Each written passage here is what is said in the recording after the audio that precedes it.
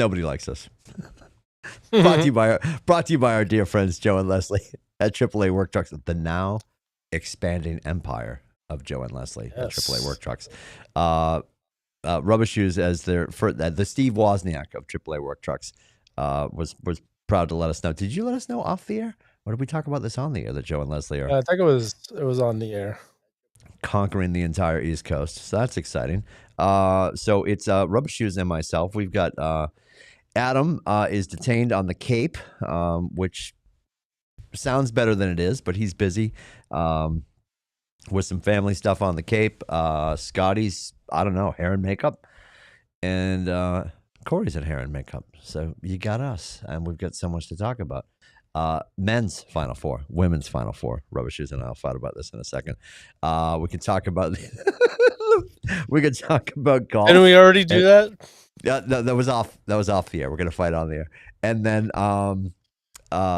Patriot. I've seen some stuff. I leave the TV on in my office with sports on all day with no volume, so I get confused by what I see. Just saw some report about Elliot Wolf. I'm hoping they fired him, but I think they probably didn't. And of course, the sale of the Celtics, huge piece of information that came in the past week. Happy to see. I guess we'll start there.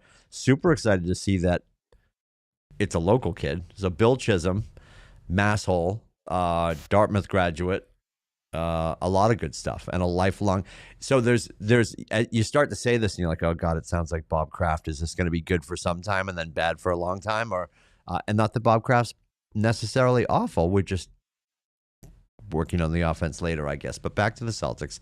How do you feel about the announcement? Came out of left field. I thought we would hear, honestly, I expected we were going to hear like there's 3 people in the, like from a real estate standpoint, like there's 3 deals still on the table. Yeah. We're looking to see what happens. And then they just all of a sudden, boom, it's done. Seemed abrupt, but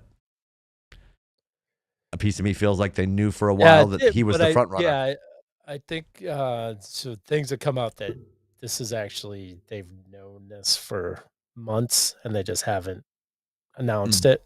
Yeah. I think we're good for this season. Going forward will be interesting because yes, he's a homer, but the businesses that he's in, he buys businesses and fixes them to make money. So didn't like hearing that. It's nice, lifelong Celtics fan and all that. Yeah. But, he's a businessman, and we'll see. His business is buying businesses and stripping them and making them profitable, and so we shall see with that. I mean, we're good this year, obviously, because and I think you might start seeing like Hauser gone, Drew Holiday gone,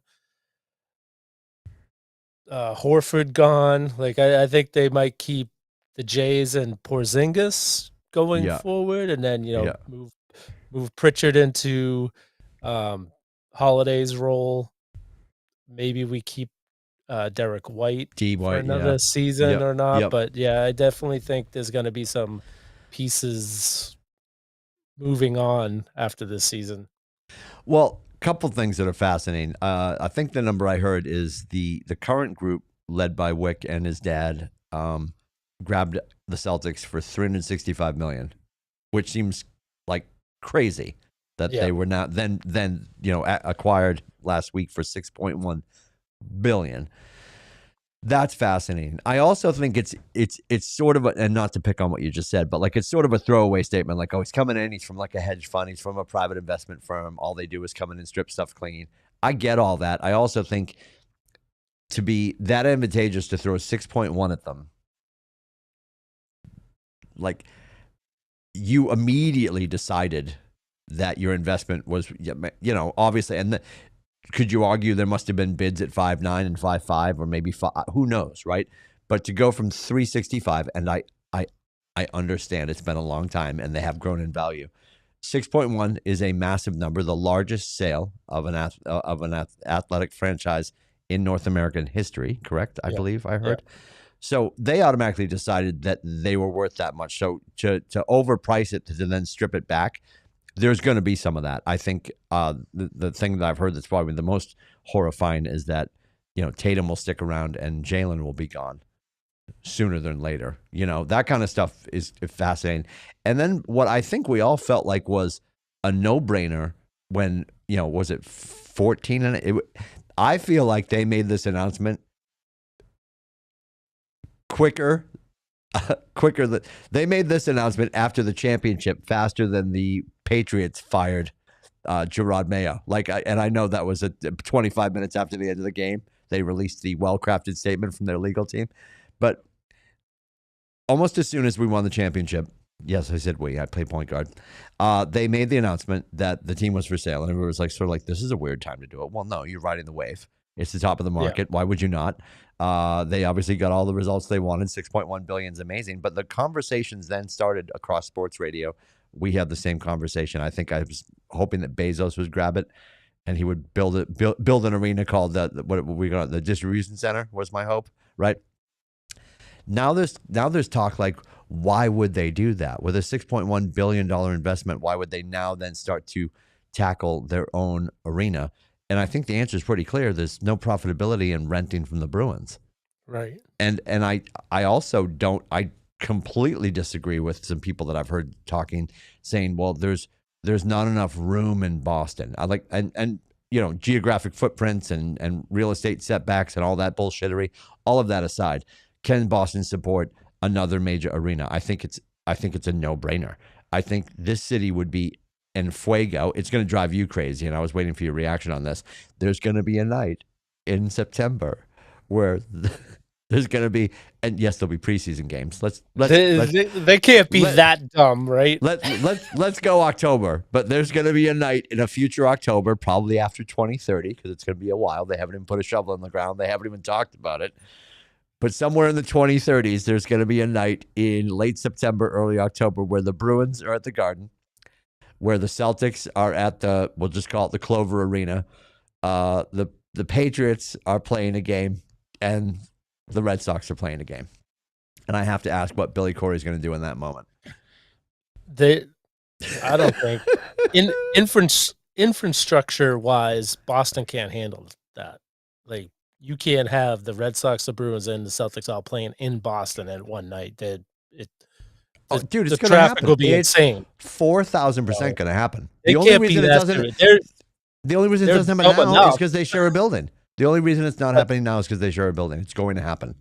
4,000%. But you have to also understand they're not going to drop the Clover Arena right next to the Garden. I mean, I know they've talked about the footprint over by Encore, which would make a ton of sense, which is still pretty close. Yeah. It's like an exit before. Yeah, I've heard people, mention, towards South Station, which 1,000 years ago was where they were talking about putting Gillette because it was near the company, actually Gillette. But now with the proliferation of the seaport, that's probably out of play. Somebody mentioned Watertown, which seems completely out of pocket to me, but I don't know what I'm talking about. I think it's going to happen. I think that night will be pretty amazing, and I appreciate that. From a traffic standpoint, as a civil engineer, somebody's head is probably spinning off its neck.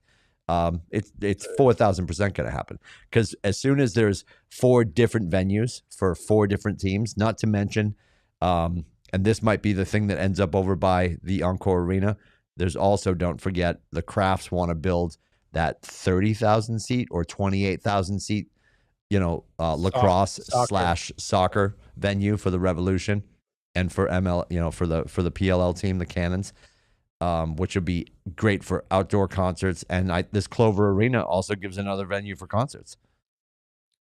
It's absolutely going to happen. I don't know how they would invest in a team that doesn't have its own roof, and they have. And I think one of the things that Bill Chisholm's going to do is solve that crime and get something done. And that's what. So I mean, there's a lot of hockey and basketball teams that share buildings, but when they go forward and build a new arena, is it they both own it, or if it's the state pays for it, like what? Because there are other places that do that, but I don't think one owns it and the other one's renting like they have it. Yeah, well, the LLC behind the Jacobs is what called Delaware North. I don't know. I don't know how you don't. I don't know why they wouldn't stay where they are. That building at some point isn't going to make sense, I wonder. and they're going to have to do a huge refurb, or they're going to have to knock it down and like, I don't know what that looks like when the garden has to get remixed. I think people are just convinced, like, well, where's it going to fit in the city? It doesn't have to be in the city. I think most massholes, most New Englanders are like, yeah, like Gillette, it's right down the street. It's not. It's a hike, but it's still in the state of Massachusetts. And maybe, this is going to be crazy talk, maybe it's not in Massachusetts.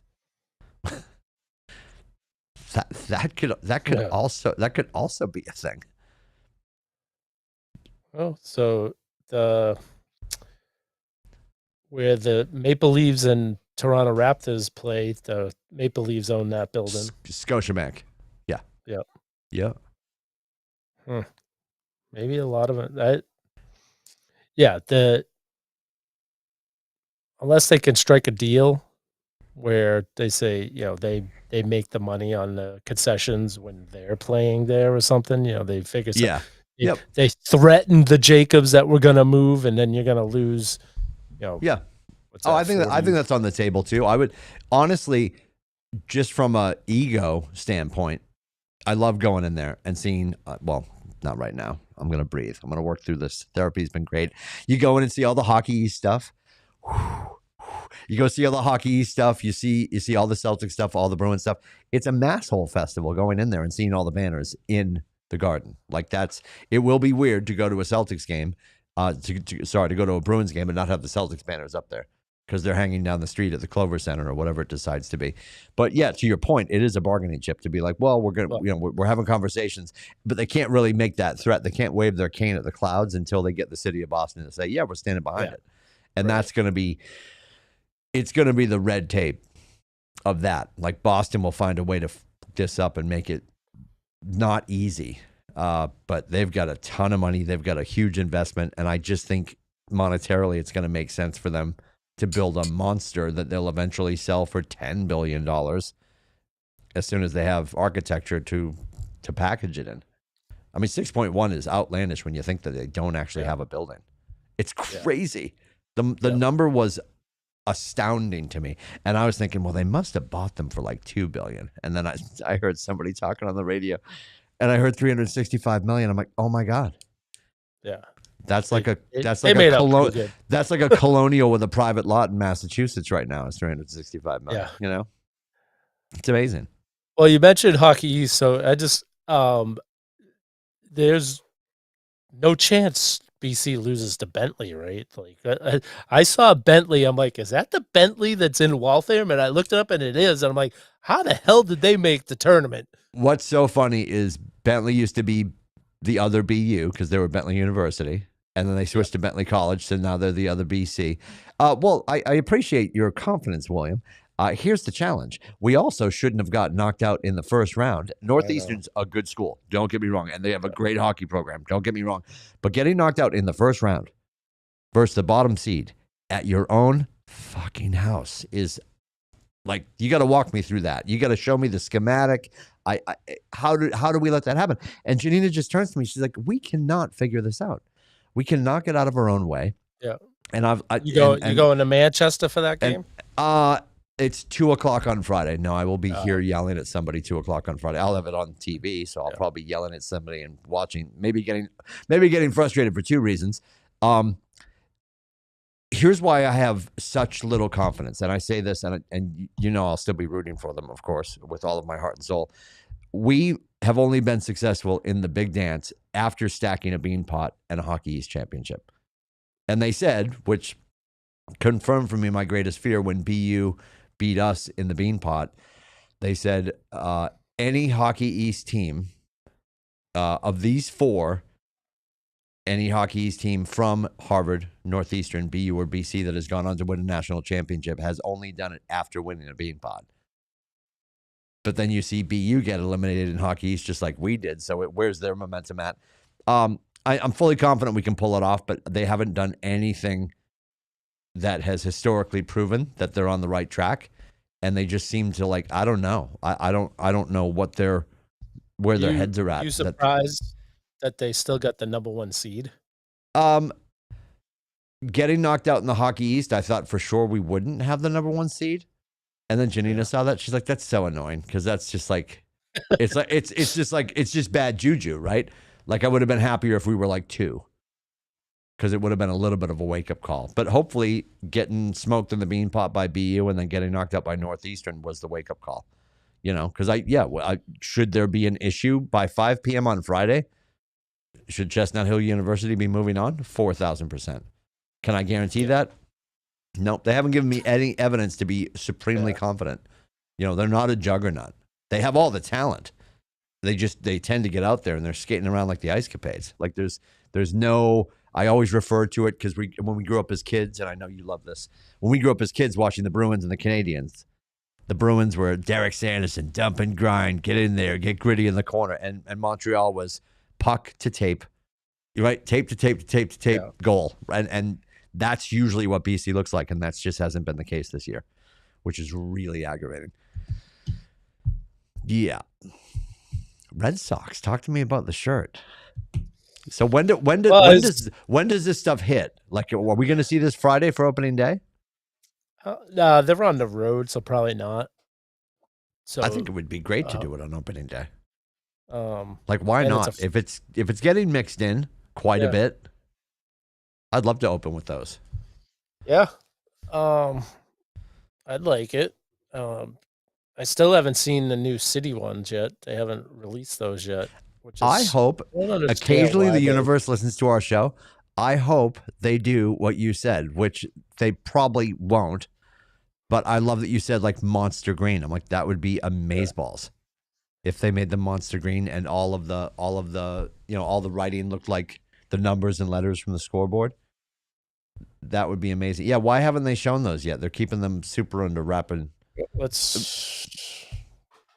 Red Sox to wear new controversial City Connect jerseys this season. It's controversial. They don't have a picture of it still. They're that controversial. Yeah. It'll be interesting. Because St. Patrick's Day, they wore what they always wear. The Kelly green, right? Yeah. All right, but it's going to be a different green than that, you're saying. What's controversial about it?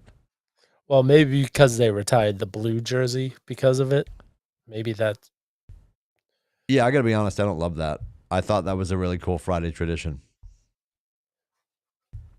All they're saying, it will have a primary color of green. All right. I don't know why the season start. Like, how do they not? Why are they waiting? Well, yeah, because they need to remember that people like you are going to be first in line at Modell's to get the fucking shirt as soon as they sell it. So why wouldn't they start selling it, right? Yeah. Like I would have them ready for last Christmas. Yeah, that seems fat. Well, I understand not last Christmas, but yeah, like why would they not have them? They should be out there right now just to get the sales going. Because it'd be a shirt that everyone would want to buy. Because so this has a number 2 on the back. It doesn't have a name. So this is a Bregman jersey this year.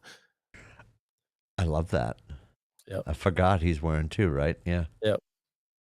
What was he? He was 5, wasn't he? No, he was 2. We looked it up. He was 2. Oh yeah, we checked on that. Why did I have 5 stuck in my head? And I thought Story was 2. What's Story wearing? I think Bagwell was number 5 for the Astros. So that's probably retired. You're right. Bagwell. Okay.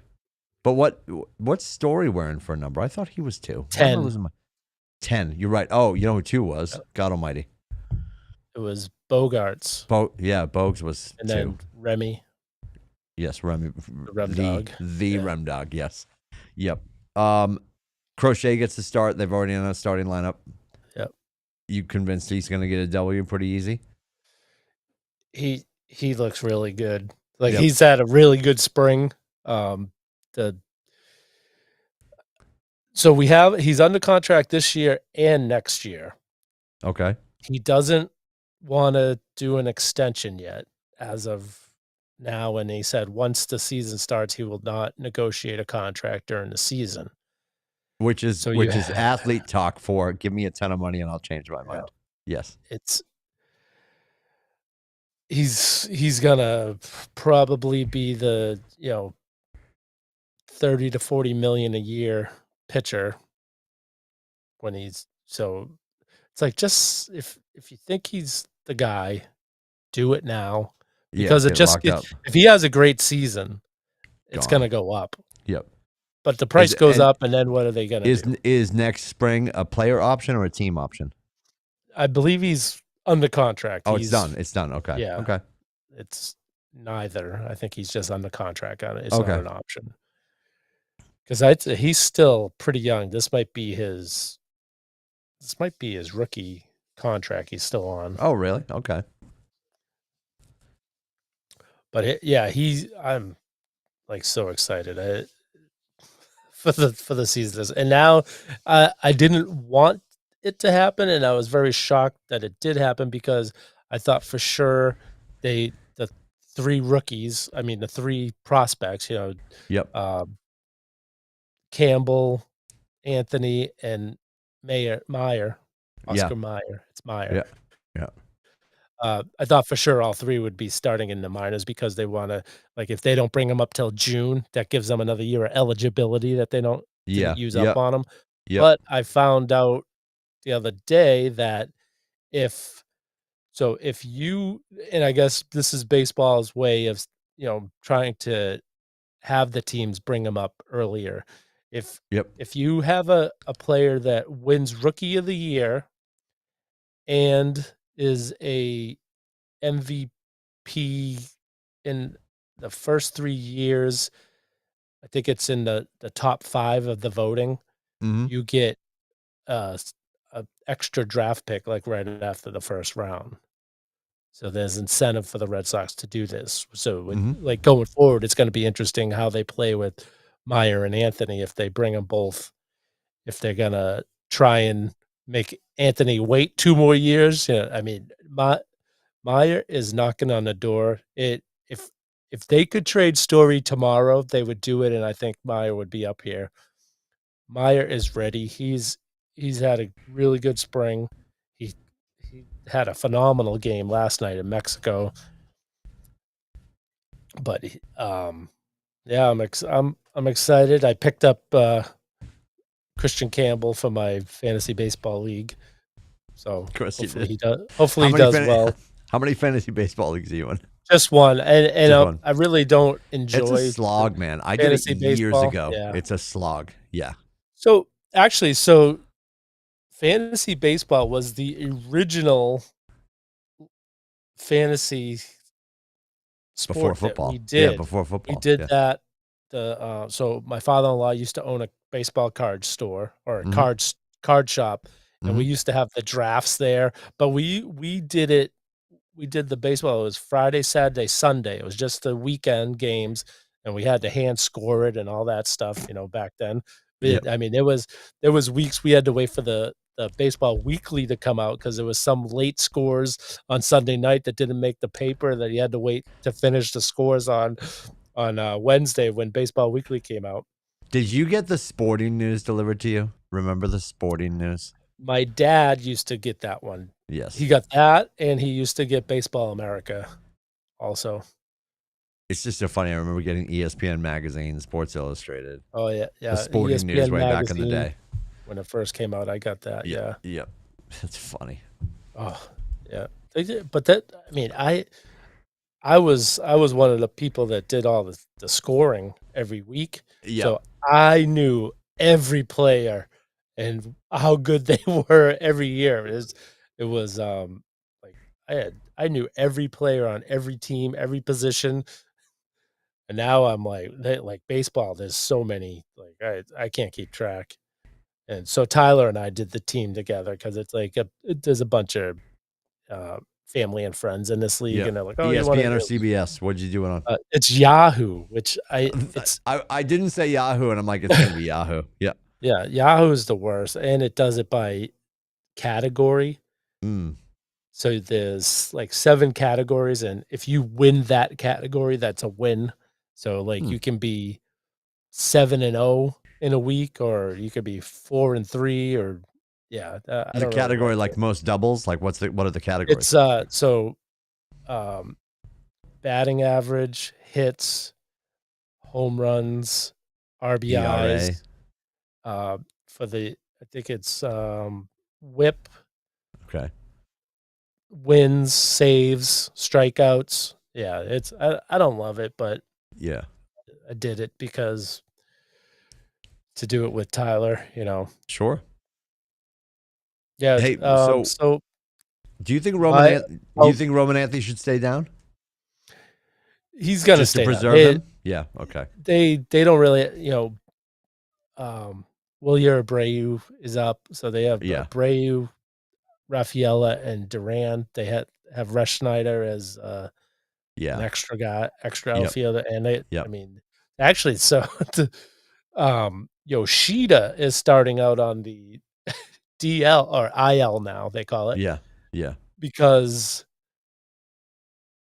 but so he's healthy enough to play DH, but he can't throw, and the same with Devers. Devers can't throw either, so they they have him on the IL and kept Devers because I mean, obviously he's a better bat, but it'll be Yep. interesting what happens. Like, are they?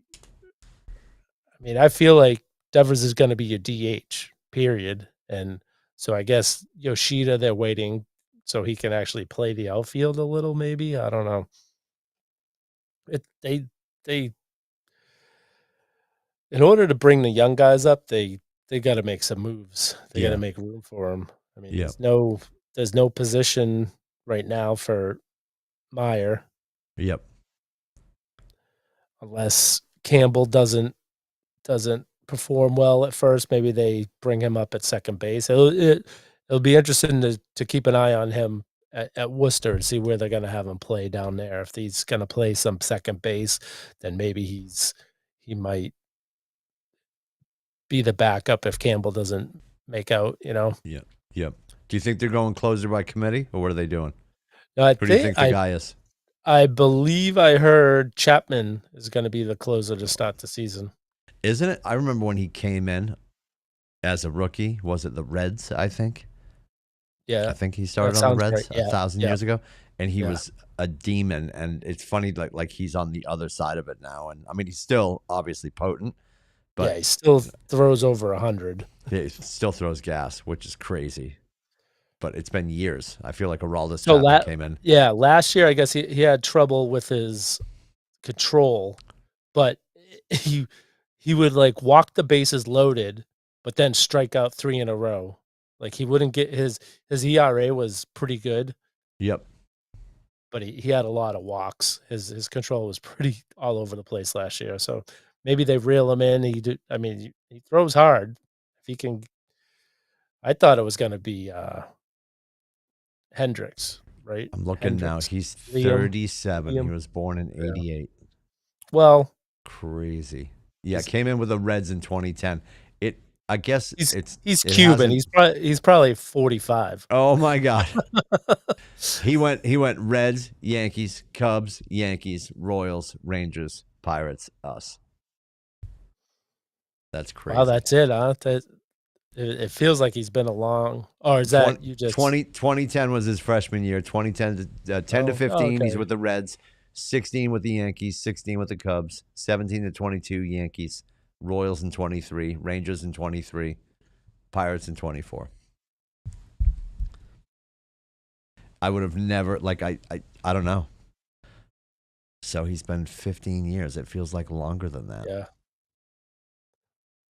Well, by But the to be time he got pitching out of the way, Cuba, yeah, no, 1,000%. By the time, but just the fact that he's still throwing, to your point, over 100 and he's yeah, 37 is yeah, ridiculous.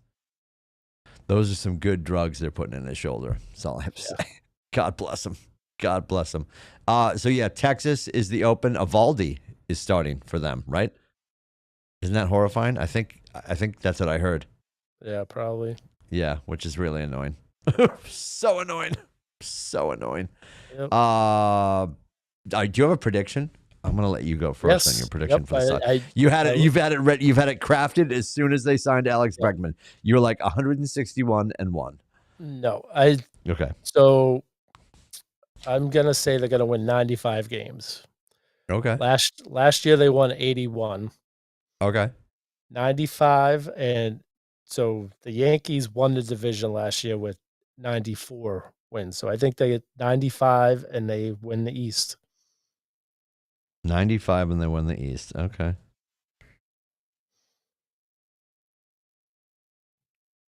And I'm gonna go they'll play the Dodgers in the World Series.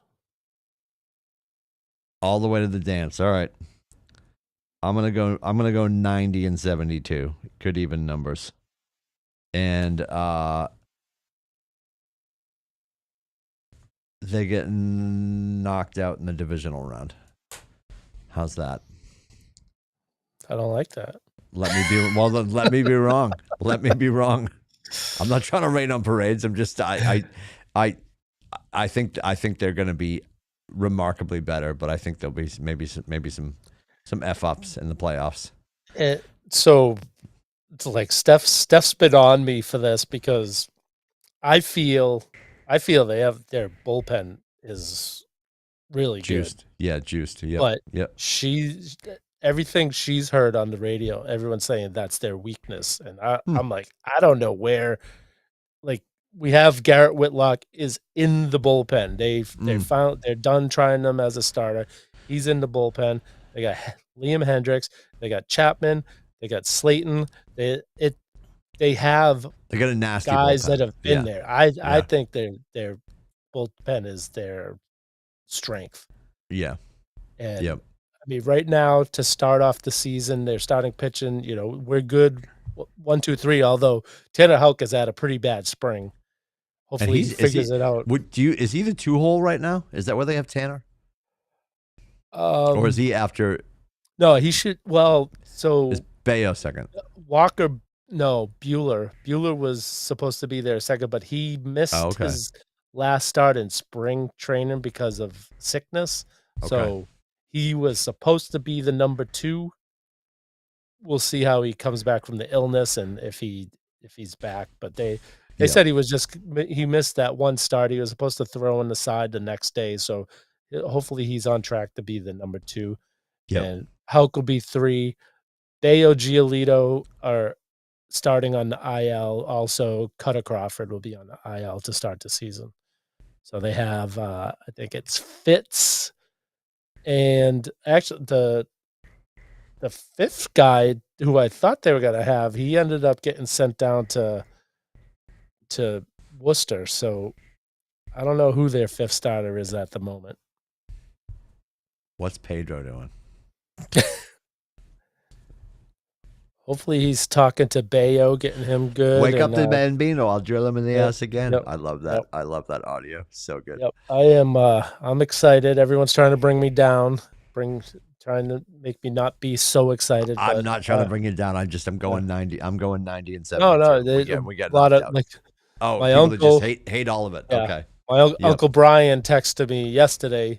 He's like, "Oh, I'm not liking how they haven't been hitting good the last week." I'm like, spring training's over. And then last night I know they were playing that Mexican team, but they beat them 12-1. Yeah, they got the bats. I think they're just ready for the season to start. You know how I feel. I will have them floundering into the All-Star break. Right? You just can't. I want them to be. I need them to be super hot. It's impossible it's a whole new team, and there's no way they're going to start off and be. They have to grow into who they're going to become. I want to see patches of greatness, and then on the other side of the break, figure it out. I don't need to see anything amazing before the break. Yeah, stay healthy. That's all I need to do. Play 500, 600 ball to start the first. Just don't get in a hole. Well, that's the other question with the strength of the perceived strength of the bullpen. Do you think that we're looking at another? And I know this is just what people are doing now.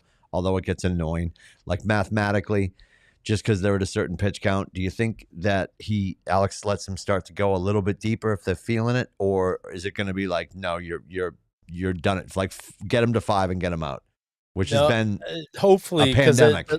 The last few seasons they've killed the bullpen, because the starters haven't, they barely were going 5, and their bullpen was pretty good the last year, but they got used so much coming down the stretch. They got smoked. Yep. Yeah. So hopefully they can get a little more. I mean, Crochet, he's a stud. He's going 7 or 8. Yeah. You know. Yeah. Yep. Say it, Bueller. Bueller. Everyone looks back to last year, and his numbers weren't great because he was coming off surgery, and then in the playoffs he pitched really well, and I think we're getting the guy that's been past his surgery to where he's back to normal. Like, look at Chris Sale last year. He was 100%. Usually when they come back off these surgeries, they're good. You know, they're good enough to start playing again, but they're not 100% back to where they were before the surgery. And I think we're getting Walker Bueller at the good part past the surgery. Yep. And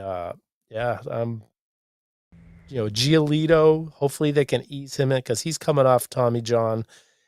He's just about a year right now. So if they can ease him in, have him be, the 4th or 5th guy, not to put too many innings, by the second half of the season, he'll be to the point where he's should be getting stronger. Yep. Friday, is it early? Is it 2:00 or is it a night game?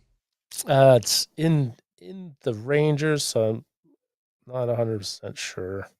Should be. Yeah, I'll be at the fire station Friday, so I'll be able to watch it as long as I'm not going on call. So I love those early afternoon games. Let's see. This freaking app sucks. Okay, here we go. So Thursday is at 4:00. For our time. 4 and then 8:00 on Friday. Yep. So it's 3 at Texas. Okay. Oh, they start Thursday. I kept saying Friday. Thursday. Okay. Yeah. Don't mind Thursday. me. Okay. Friday. The home opener is next Friday. So Thursday's at 4. Okay. I will be escaping Meredith just in time to get in the car to listen to it. Yeah. Perfect. It's. Have you listened to any of the games, the spring training games? They've been phenomenal because we keep getting happen to be in the neighborhood. It's like he can't. I knew what you were going to say. I love the fact that he can't help himself. Well, he's down in Florida, clearly, right? And they were. I say this with all due respect to Joe Castigs. They were dumb enough to say, "Hey, Joe, if you're around." Yeah. And he's still got it in his fucking bloody. Well, hon, it's right up the street. Just gonna go up. Can't wait to talk about it. Stop and Shop. We keep it fresh. We'll be back in 2 minutes on your Red Sox radio network. Like how can you not love it? Because I listened to a couple games and you catch Will Fleming, you catch being like, oh shit. And Will, I love Will, and I love that they're moving forward with Will. I think he does a great job. But the first time you heard a game, you're like, oh, he's not even bantering with Joe. Oh, Joe's not there. Joe's not here anymore. But then I've caught so many games on the ride home, and I love this time of year where it's just nice enough that you can put your windows down a little bit. And you hear the sand in the tires, and Joe Castigs is on the radio, right? And he's just like, "Yeah, just a bit outside." Like his voice is, and I'm like, "My God, he's not really retired." And I wonder there has to be some sort of financial agreement that they have with him. Like if he jumps in the booth, they must be doing something for him. It can't just be like, "Hey, if you're around, come call a game." Because if it was that friendly, and if there wasn't some sort of financial attachment, he'd just be in the booth shooting the shit. Yeah. But he's got the headset on and he's making the calls. So like there's clearly an agreement for Friday. I'm positive he's not flying up to Boston, but maybe he is. I think they should do that. Although they did a whole bunch of stuff, but why not bring him up for opening day? Just to have him in the booth for the first day. Cause they did rebrand it, right? It's the Joe Castiglione broadcast booth. Is it not? The EEI booth is the Joe Castiglione broadcast booth. They should bring him up to smash a bottle of champagne against the wall or something, because the place will go nuts. I mean, you want all the good juju you can get. They should do that. But it has been really funny because he's on almost every freaking game. I know every game I put on, he's been on. He has not retired yet. I promise, hon. I'll be home after the game. Gotta find out. He's awesome. He's awesome.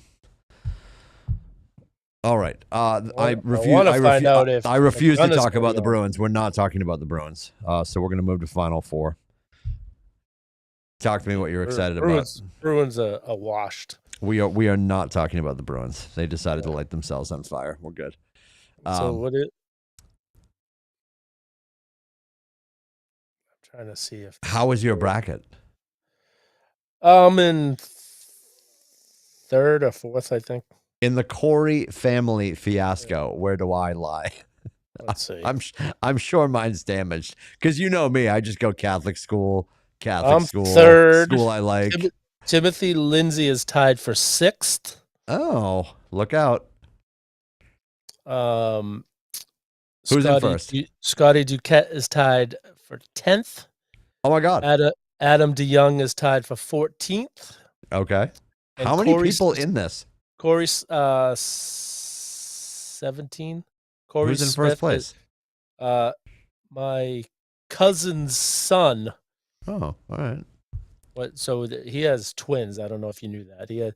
So both the twins are in it. Ethan is in first, and Emmett is in 12th. So I'm sure there's Brian's a lot of boys are going on. Yeah, there's a lot of smack talking. Is Brian in? No.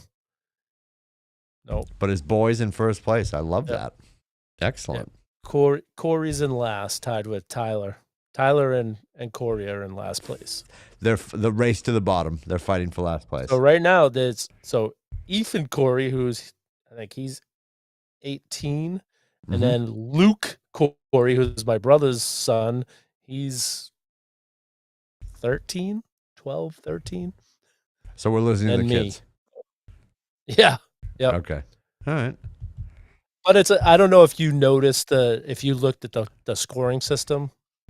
Honest to God, dude, I haven't I'll get push notifications about how bad I'm doing, but I haven't clicked into the app. So that a lot of it comes down to your Final Four because round 1 is 1 point. The points are going to 2 points. Yeah, they're going to sure. It doubles every round. So it goes 1, 2, 4, 8. So if you pick all 4, actually, if you pick the 2 that are in the finals, that's 16 points each, and then it's 32 points if you pick the finals. So it's like you're someone's like, I mean, Corey had, I know that Chernick. I don't know who that is. I know it's Scotty's friend. Chernick, yeah. He had Chris Chernick. Yep. He had Clemson in the Final Four, and they got knocked out in the first round. So he lost a lot of points right there. Yeah. But it's still anyone's ball game. Yeah. I mean, you have Auburn. Not many people have Auburn winning it all. You know why I did that, right? So right now you are the top person with Auburn. Oh. So if Auburn wins it all, you probably are going to win the pool. I would love that. What's the damage if you win the pool? It's $280 to the winner. $40 to the runner-up. Love that. Perfect. Yes, nobody else has Auburn. I appreciate that. There are 2 other people, but they're behind you. They're getting. They're not doing as. My cousin Sean has them, and my Emmett, the other twin, has them. All right. Who's your favorite still? Cooper and Duke? No, I took Florida to win it all. Oh, you did. You keep throwing up the chomp in the chat, yeah. Yeah, after the that UConn game, I kind of got scared. Yeah, it was close, for sure. I mean, Duke looks like the best team right now, I think. They're like, I think they're the favorite to lose it on they're in charge of losing the series, like the whole thing. Like if they just, they'd have to categorically forget how to play basketball because when they're clicking. Yeah, they're strong, they're fast. Great it's size. Yep. Cooper Flag is legit. What do you think the chances? Jenny and I were talking about this. Like people like, there was the comment at the end of the regular season and everybody's chanting one more year and all this stuff. And he was sitting on the bench talking to a friend and he gave the, like, I'm going to run it back. Like he was going to come back for his sophomore year. Do you think he's just going to go? And the only reason I ask, because I think the NIL has changed the conversation, is he's getting a ton of money right now. Like they're not escaping their universities to go get paid anymore. Yeah. They're just not, I mean, I guess I don't know if he has to commit before the ping pong balls drop. Like if the Washington Wizards get the first pick, I think I might go back and play one more year. 1,000%. But if San Antonio's the first pick and you can go there and play with Wemby, that's nasty. So that it depends on if he has to commit before, because if you can wait and be like, okay, Not that I like the Six, but if the Sixes are going to be in the lottery. San Antonio is going to be in the lottery. If you get one of those teams that just are in the lottery because their guys are hurt, right? And you figure, oh, I can go there and possibly be in the conference championship next year, then it might be worth going now. Yeah. But if it's the Wizards, that'd be maybe not. Yeah, wouldn't be in a rush. Well, it's like and it's not done yet, but they're gonna do it obviously. Like the LA Sparks getting the first pick, and they showed Paige Beckers at UConn, and her face was just like, I think she wanted to go somewhere else, or like it didn't seem like it was her first choice. But I think there's a like what was like so groundbreaking years ago when Eli did it, where he engineered his way out of San Diego, and before him, admittedly, Elway did it, right? So. Right. Elway did the same thing. I just think there's going to be more. There's going to be more leverage for these kids. Where I think Cooper could be like, that really sucks. And honestly, like not saying this is a pipe dream, but like we're going to get to a point where they're going to sort of engineer it and be like, this is where I want to go. Figure it out. Yeah. And can you imagine? Here comes the pipe dream part. But can you imagine Cooper comes home? There's no way these professional leagues can let that happen. It's like you can't have a team that just won the championship get the best player in the college draft. No, understood. So understood. It's got to be it's not going to be as cut and dried as it used to be. Yeah. Like, he gets stuck going to the Wizards. Like you said, so he can always you backtrack. Touched on it. So I'm not a big, women's sports. I don't follow it much. I don't watch a lot of it. But are the girls going to screw it up in basketball? Are they really thinking that they're going to hold out after the CBA? Yeah, it's.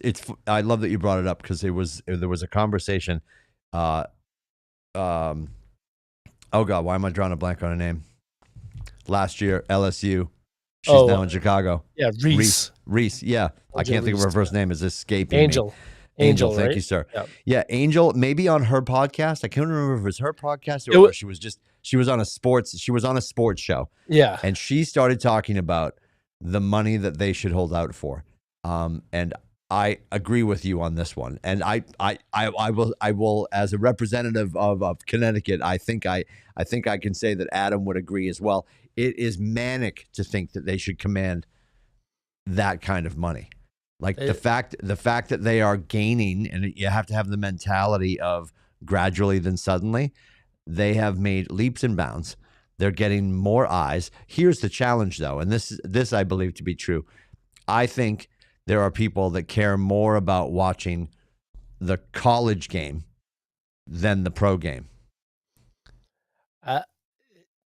I'll be interested to see the ratings this year because there is last year the hype with Caitlin Clark was Caitlin 1,000%. This year there is no hype. No, I know. Stay with me. I'm measuring the hype around the women's college game as opposed to the women's pro game. I think they had. I don't think there's hype for either right now. It's not as critical as it was last year, and again that was the Caitlin Clark effect. Although Angel Reese will tell you it was her. He'll tell you it was her. But I'm excited for the WNBA because they do have Paige coming, and they've got a lot of great players coming, but they're going to shoot themselves in the foot because they're going to die on the hill that they should be making commensurate money, and they're not creating commensurate money. Thing is, it doesn't make any sense. Caitlyn is exciting to watch. These other players aren't exciting to watch. Have you seen her? She's been in the gym. Have you seen her? There was a shot of her most recently visiting Iowa, and I'm just throwing out that she's jacked because she got thrown around last year. Yeah, she's coming back. She's coming back like Jaylen Brown. Go ahead. She's exciting to watch. I agree with you. It's like watching Steph Curry. I agree. These other girls, they're not exciting to watch. They do layups and turnaround jumpers, and it's not exciting. I get you. So I think the more they get people like, and now she's broken because she got broken last night, but the more you get people like Paige Beckers is amazing. And that you bring people like her. She's not exciting to watch. You're way off base on that. Juju's you're way off not base on exciting that. to watch. You don't think Paige Beckers is exciting to watch? You're out of your mind. Nope. Okay, but Caitlyn was. But you're saying this. You're saying this. You're gonna die on the hill with this flag for Caitlin Clark, who last year you were excoriating because you didn't think that she was even worth watching. But now you're gonna die on the hill with her and say that Paige Beckers is none of them are worth watching to me. But I can understand get that you feel that way. Caitlyn, you've watched enough Paige Beckers to tell me that you don't think she's good. I didn't say she's not good. She's not exciting. What would make her exciting? She's not crossing people up enough. She's not shooting enough perimeter shots. She's not doing behind the back passes. You watch Jason Tatum. Yes, sir. Like, they hit threes. They can bring it. They can dunk. They can do, there's a lot of excitement to the game. I get that. There's not a lot of excitement in the women's game. It is not as fast moving. I shouldn't say fast moving. It is not as intense as the men's game. I agree with you. It is layup city. That's all I'm saying. But their biggest problem is they're willing to die on the hill behind Angel Reese, who only led in rebounds because she doesn't hit her first shot. Yeah. She's an embarrassment to the game. I'll say that. I'll take all comers on that conversation. She's a joke. And if they're going to hold out for a league that lost $40 million last year. Correct. Then they're burning their own city. They're burning King's Landing to the ground. Yeah. I agree with you. Yep. 1,000%. It'll be interesting if they're going to try and go that route. I mean, do they deserve a raise? Everyone deserves a raise. What they're going to ask for, they're not. They can't justify it. It's not tenable. It's not tenable. I really want someone, and I'm going to pay you way out of the pay structure of the position in the industry in which you're in. It doesn't make any sense. We look at the four major sports. They're like, baseball's ridiculous what they make, but the network cable deals and football, same thing. They got more players, so they don't have guys that are making $40 million a year, but they have guys that actually, I think they have some of that are close. You look at hockey, like the highest paid player is like $12 million a year. Well, it's because that's what their league can justify. We've been having this conversation for years, and it's still a conversation worth having. When you think about the fact, and you guys did it, Joe and Leslie got you guys, your entire party was up in the rafters, right? Remember? We talked about this. And Francis and I just went. I know the seats that we were sitting in, which are scaled per opponent, but our two little seats on that day that we went to go see them play Denver were $250 a piece. Yeah.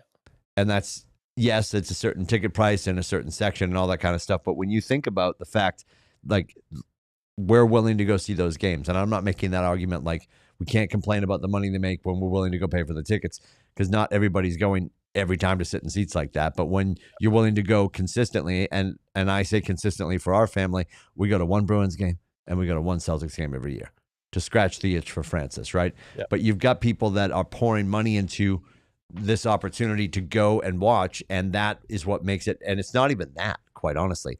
It's the TV deals that are through the roof. It's the fact that TNT just lost the NBA to ESPN. because of the money that's getting thrown around. And the WNBA hasn't put a product together that's commanding the ratings consistently enough unless Caitlin's playing. And she'll be the straw that stirs the drink again this coming season, God willing she stays healthy. And I think she's going to be a beast because she does look ripped because she's been in the gym because she got thrown around like a rag doll last year. So that's going to be fun to watch. But no, I think I love that you brought that up because I saw her making that statement of all people, Angel Reese, who thinks she's the face of the league. She's not. She's not. And she will be the third face after Paige gets there behind Caitlin because those two are just more likable. They're just more likable. End of story. Was Juju gonna make the jump this year? Or no idea. I think it would have depended on what Juju did moving forward. Like I think if Juju pulled off a championship, and she's only a sophomore, and it sucks, but like, so she's got to come back and run it back. But that's also good for all the leagues because Paige sort of has a clear path to figure it out. I don't know that anybody's really going to trip UConn up if they keep bulldozing. They doubled up the Jackrabbits last night, South Dakota. I forget what the final was. I want to say 72-30, some 72-36. They doubled them up. That's she had the 32 other thing. points. Although I watched this morning. I put it on ESPN, and they were replaying the Alabama Maryland game.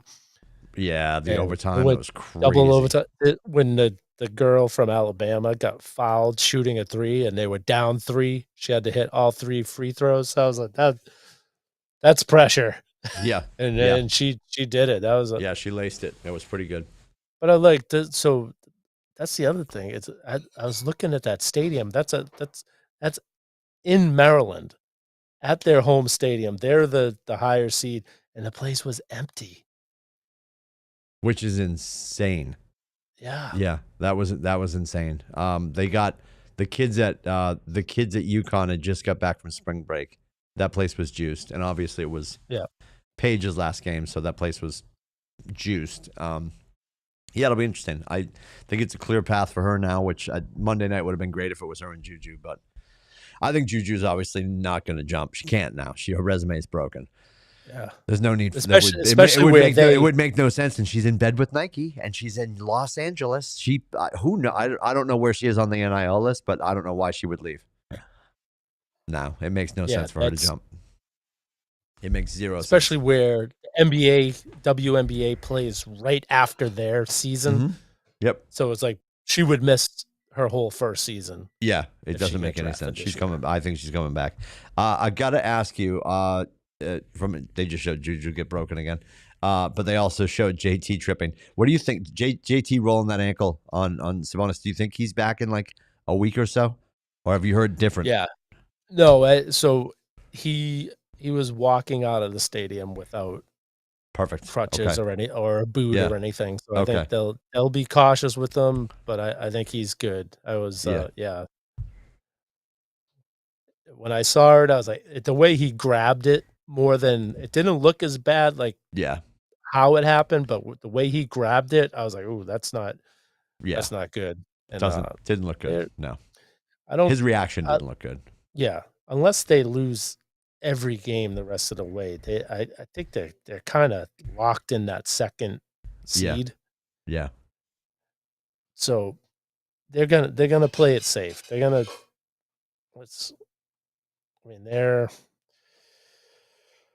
they're 8. Oh no, let's see, math. Math. Yeah, 8. They're 8 games ahead of the Knicks for the 2 spot. So unless they, like I said, if they lose every game, I think they have like 12 games left. If they lost every game and the Knicks won every game, they could switch spots. But I don't see. They're still a really good team. Yeah. Even if they don't have, and I don't think they're playing. I think they only play like one. They play the Knicks one more time, who's a playoff team, and they play Phoenix, who's a borderline playoff team. All the rest of the teams they're playing are not in the playoffs, so they should, even without Tatum and Brown, they should win half of these games. Yeah. Final thought before we escape. I got to ask, because it's almost one of those generational questions, like who's the GOAT? Is it Michael? Is it LeBron? And I think we both agree that it's not LeBron. I think we agree. God, tell me that you don't think it's LeBron. Okay, thank you. Yeah, have you watched this show before? I'm pretty sure. I'm pretty sure we're on the same page. Yeah. So, how do you feel about Ovechkin being 7 goals behind Gretzky? And should he pass him, which the math is not mathing right now for him to do it this season? Let's presume he skates back to the puck next year, and in November of next year, he breaks the record at home in Washington. Do you feel that can be measured against what Gretzky did in a much shorter window? So first of all, I hate it. Because good night, everybody. And the thing is, like, Gretzky wasn't a goal scorer. He has the most goals, but he was a quarterback. He was a quarterback. Yeah. Right. Yeah. So it's like Ovechkin is a pure goal scorer, and that's all he does.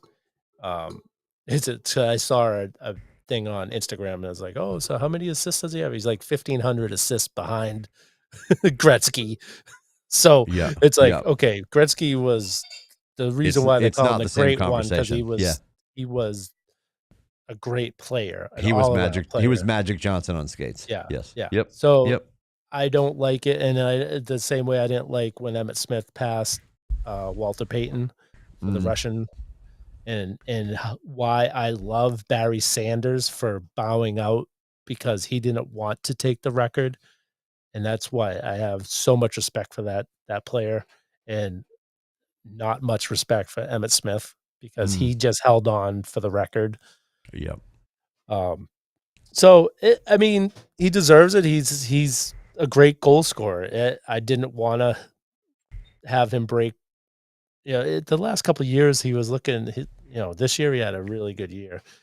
So it wasn't like he was just hanging on to pass the record.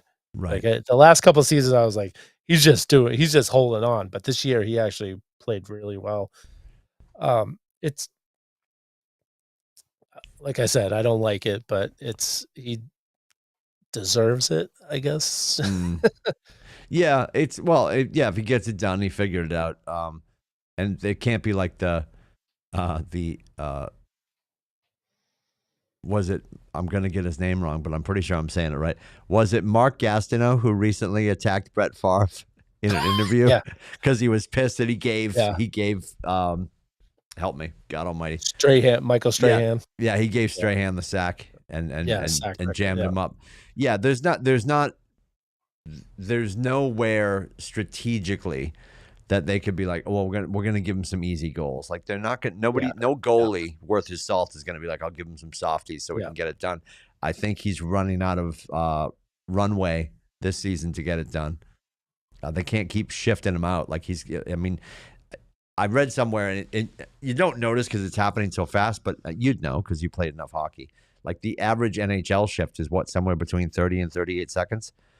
You just don't realize it because they're up and back so quick. I mean, there's longer ones, obviously, but if they're the guys really like clicking, him and like Pasternak will double shift. He'll play back to back lines.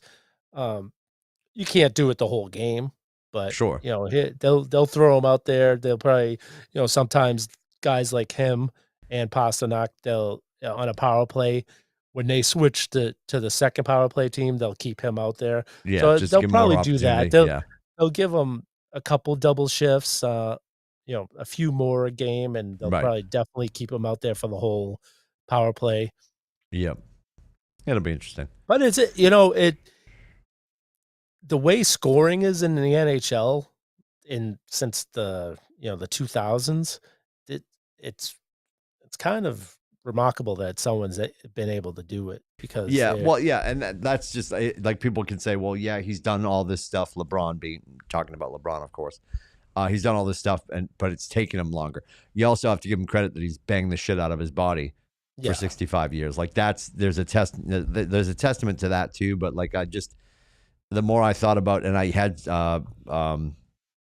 one of our brokers was in here talking about it about a week ago, and I'm like, oh, I gotta ask Rubber Shoes how he feels about that because he's vehement about it. He thinks it's bullshit.